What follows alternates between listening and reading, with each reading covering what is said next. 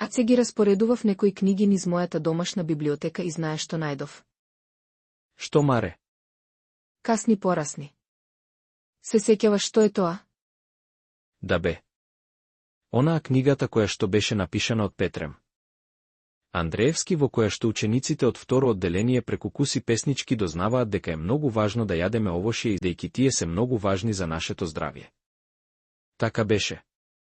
Да. Маре, кога беше издадена таа? Знам дека ние ко бевме мали имаше една верзија, а сега има понова верзија. Да, во право си.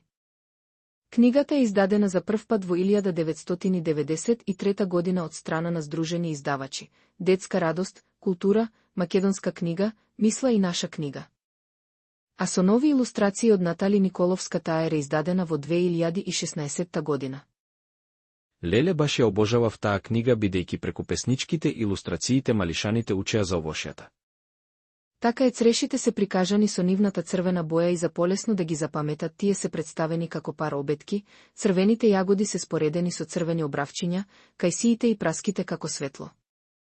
Да, но покрај тоа имаме и учење на бонтон, каде што во песничката за лубеницата е прикажано дека не се зборува со полна уста кога се јаде. А има песнички во кои се кажува дека некој овоше иако се оддалеку сепак се убави, а тоа се портокалите и бананите. А Маре, шо викаш да кажеме по една песничка да се подсетиме? Може. Јас ке кажам за бананите, а ти? Јас за лубеницата. Банана има една лоша страна, само една мана знајна, што не расте и кај нас, но што значи една мана за позлатената банана? Лубеница. Ах, таа лубеница, таа деница среде поле ко негова реченица, дали има нешто повеќе што блажи, не може со полна уста да се каже, само една пчела остана да бучи верувајки дека друго ќе се случи.